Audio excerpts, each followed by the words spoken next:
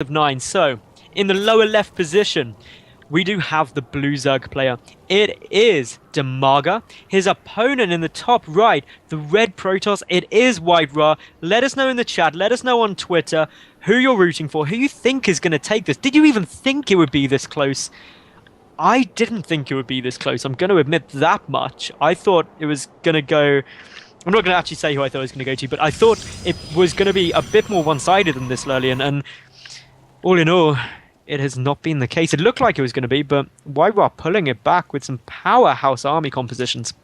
Yeah. And in fact, there's been a post on the Blizzard forums 24 minutes ago with the new balance patch. And guess what? What? They're nerfing Void Rays. Really? You think that would be the case? Yeah, they've changed their supply cost just up a little bit. So a little bit. That's actually a big deal, because that means it is a big deal. You can have a lot less Void Rays in your army composition for the same damage. So their damage is going to be unaltered. People in chat have been talking about that for a little while. And they're also going to be moving Burrow. The Evolve Burrow upgrade requirement has been moved to the hatchery. Now, I think that is awesome. The reason I think that is so cool is it gives a whole new way for Zerg to defend early aggression. Really, really nicely. Pushing up a ramp is now going to have to be a conscious choice for a lot of players, because if you've got burrowed Zerglings or burrowed Zerglings on a ramp, or burrowed Banelings rather on a ramp, and you don't know, and you just walk up there with Marines or Marine Marauder or something, they're going to die really fast. So it's got some interesting dynamics. Also, what if things are burrowed outside your natural and you walk out and suddenly a whole army unburrows right on top of you? That is going to be opening up some pretty interesting options for Zerg players, in my opinion. Yeah, they're also increasing the Reaper health from 50 to 60, which is another change, which is the last change. Now we're going to get back into this game, because White Ra has been doing something that puzzles me a little bit. We had a challenger match before this series, a best of 5, where 2 top UK Masters players fought for £30. We played this map and we talked about how hard it is for Protoss to take a Nexus first or a Forge Expand on this map, because of that little hallway on the left of your natural, where White Ra's decided, I'm just going to go and expand there anyway. Hopefully our observer can give us a quick shot of that hallway next to the next to his expansion. Oh, well, Hopefully we will. Doesn't seem like it, but there is a hallway there, and you can access the natural base of Protoss through there. It's a long way around, like you pointed out before, Maddles, but you can get there. Zerglings can get there. Roaches can get there, and it's going to require all different positioning from usual. And White Ra's already doing that, as you can see. He's placing the cannon farther back than you'd normally see to be able to cover his mineral line. The way you can go about walling this off, I've seen some people do successfully, is you actually use the Nexus as part of the wall off, sort of similar to how you would do on Antigua Shipyard.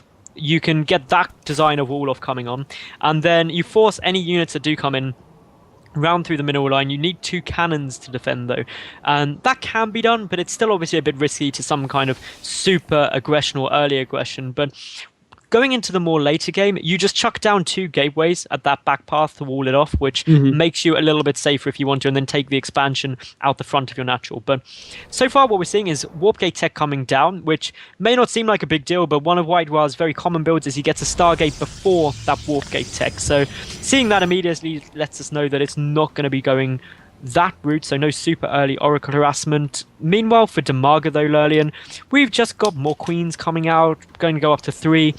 I think he's got to be scratching his head. And I don't know about you, but psychologically, after game 6, you're going to be sitting there thinking, I tried everything. I really tried everything I could think of. I didn't have a lack of resources or anything like that.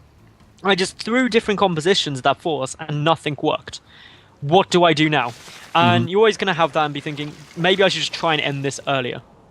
That is a good point you're making there. We also have to keep in mind and remember that Dimaga was behind, because he lost that attack at the 4th phase. His army got destroyed, and from that point on, he was just behind because of bad positioning, not behind because of the army composition. And when your opponent has a much stronger, a much more gas-intensive army, a much more tech-heavy, the perfect army, so to say, it's going to be really tough to come back. So it was both the army composition and the position that Dimaga was fighting from that made it difficult. So maybe he can get himself ahead or on equal footing, and it won't be as much of a problem. Maybe he'll be able to exchange units more effectively that way. Now, what I'm really liking out of Waira, and sorry to go a bit off topic there, is that the rock tower is getting taken down. So again, utilizing one of the new features in Heart of the Swarm to make a safer third base. Now he only really he doesn't have to worry about this. He's also closed off that back passage into his natural, and is now grabbing up his fourth base. He's gone for a robotics facility, so no Stargate. And am I correct in thinking this is the first game we've seen Waira not build a Stargate? Could very well be. I think it is. Even in the games where he did an aggressive all-in or an aggressive attack, he's always had a Stargate. So this is gonna be catching Dimaga off guard a little bit. I think he's gonna be playing that ridiculous high amount of queen style again. He's got 6 queens out on the field right now, which is already a lot. And he's going to go up to 8. And we have to keep in mind, queens are not free. They're 150 minerals, and they take up supply. And they're not going to be as useful when there's no Oracle Harass coming around and there's no units to transfuse. Those 5 or 4 extra queens that he produced could have been like 10 drones. Right, I think we've got a small issue that I don't think we're still in this group chat. By the way, can stream let us know if you can hear us, please? Quickly, someone in the stream, let us know if you can hear us. Because I believe Skype's gone. I think we're good. I think us two are good. I don't think we're in with the streamer anymore, though. Okay, Yeah, no, we're apparently we are fine. Skype's just giving me warning messages telling me that's not the case, so that's good. Panic over. Yeah, it's so nice. We rarely have any technical issues here, unless you or I make some kind of a mistake. Big shout out to our tech guy Nick, who is doing the observing as well, and he's also handling everything production wise and overlays. He's a great guy, great to work with, and the 1080p stream quality that you all get to enjoy is definitely on his part as well. So thanks for helping us out, Nick. And let's get back into this StarCraft 2 match that we have happening, and we have a Spire coming up. This is an interesting map for Spire because the main base has a bit of dead space you can go into, but there's a little behind, but you are quite committed if you go behind these bases, especially with the way Waira's expanded, then you can't get out easily. So of all of the maps we've seen so far to take that Spire, it is a interesting one, I would say. Very interesting. It has to be muted at this point. There's really no other. He has 4 or 5 bases already. This is such a sick macro game. This is not something that we usually see. Of course, Heart of the Swarm is going to be switching things up a lot, but going up to 5 bases this early is ridiculous, even for Zerg. And all the gases are being taken right away. We're going to see an I think this is going to be one of the most fastest, largest Muta builds you have ever seen. Game paused. In your entire life. We've got a quick pause going down now, so we will just wait for Dimaga. Of course, for those of you who are possibly wondering how long Dimaga has been going for, it's not just been for this show match. He has been streaming pretty much since about 3 o'clock. Yeah, that's Central correct. European time. So he has been going for nearly 8 hours now. Yeah, almost 9. That is pretty sick. Yeah, it's That pretty is sick. like he can have a 1-minute break because the telephone rang, I reckon there. Like you've got to be seriously in the zone to like not talk to anyone for 9 hours and just play StarCraft. Like, could you do that? Could you go that long? Yeah, I could. If I'm motivated to play and in a good mood, I can play as many hours straight as long as I enjoy it. You know, when I'm addicted to something, I can easily manage 9 hours, no problemo. Without breaks, without like half an hour to stretch your legs a little bit? Well, to be fair, I did see Dimaga go out and eat a few times when he put on a replay on his stream, so he Why had a were few you stalking Dimaga? Why were you following him when he goes out to eat? We've spoken about this, Lurlian. That's not okay. No, we'll discuss my stalking issues some other time, because now we've got 17 Mutalisks to talk about. This is 12 minutes into the game, and we've got 17 units about to pop out.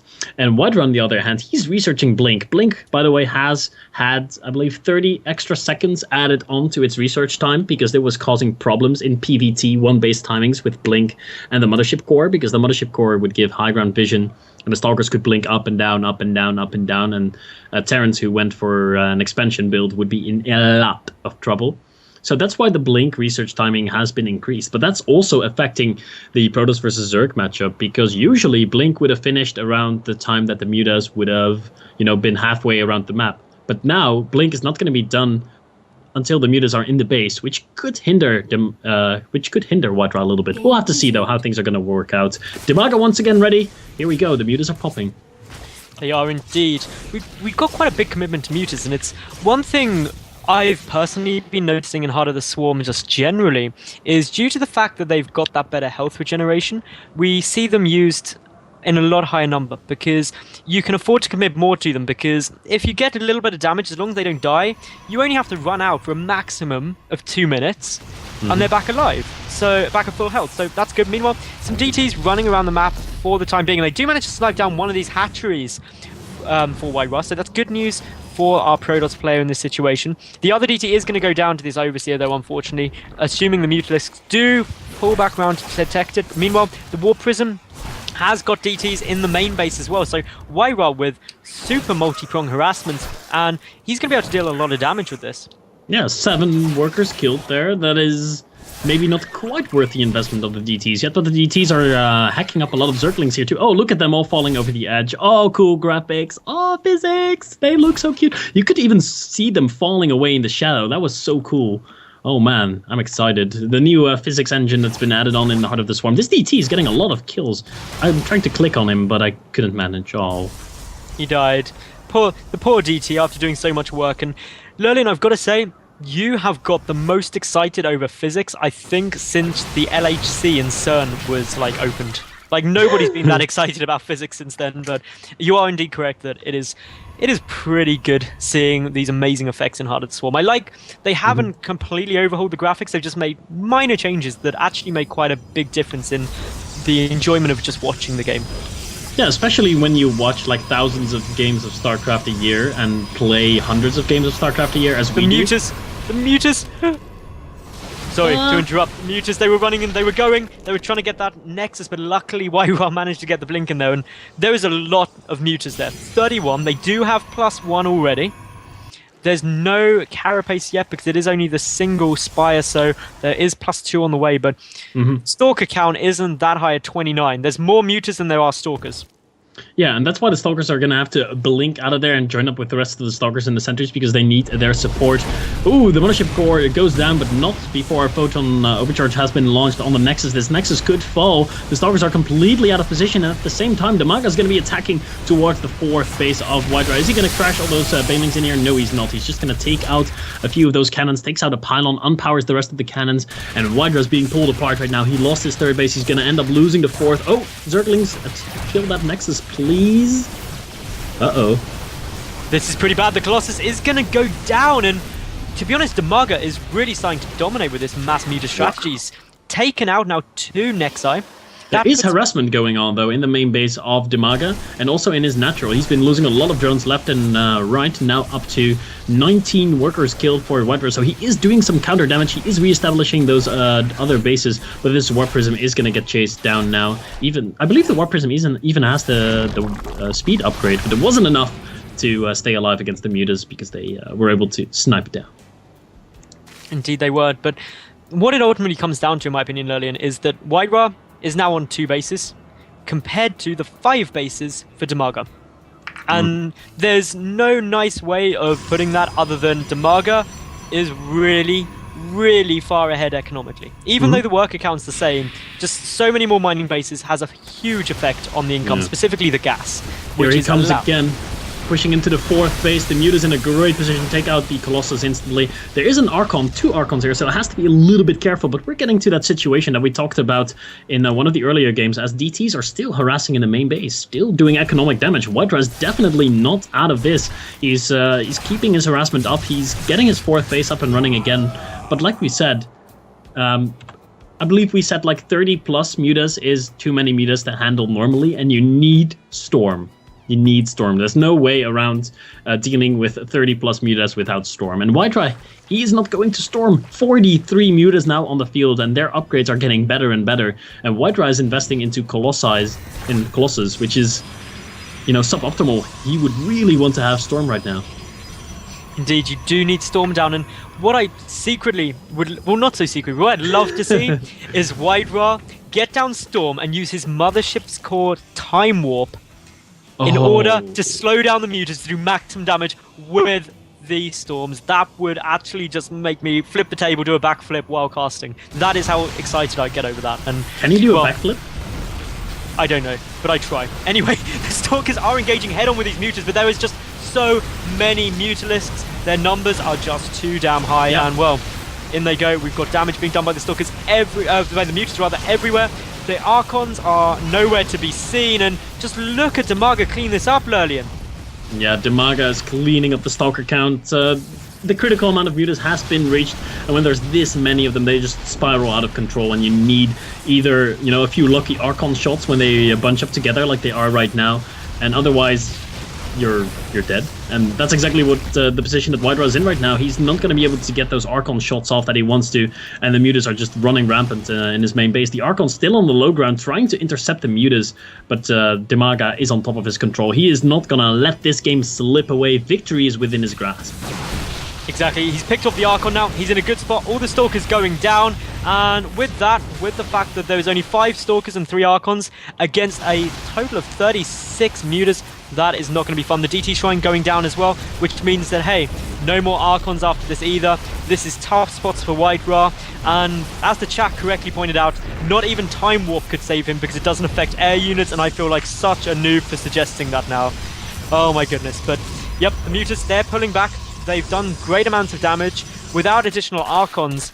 It's not, I don't even think it's going to be possible for Whitereye to defend against that many Mutalisks once the existing Archons go down, because without any splash damage, the Stalkers alone are just not going to engage head on. The upgrades are of course sitting there at 3-0, so the damage output from those mutas is absolutely insane, Lurlian.